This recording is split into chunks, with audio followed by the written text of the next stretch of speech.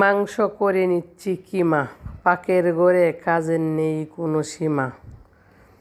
থাকতে যদি তুমি ঘরে, এত কাজ থাকতো না পরে।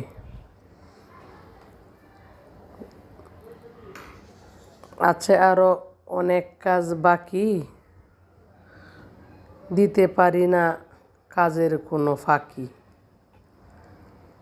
জানি না আছো কোন খেয়ালে, একা একা চা খাই বিকেলে।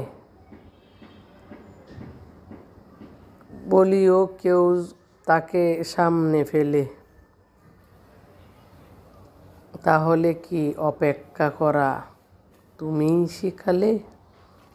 যাই হোক, আসসালামু আলাইকুম। আশা করি সবাই ভালো আছেন, আমরা ভালো আছি আলহামদুলিল্লাহ। ইউটিউব বন্ধুদেরকে জানাই সুস্বাগত। সবাই ভালো আছেন আশা করি। আপনাদেরকে ডাবল শুভেচ্ছা বরাবরের মতো।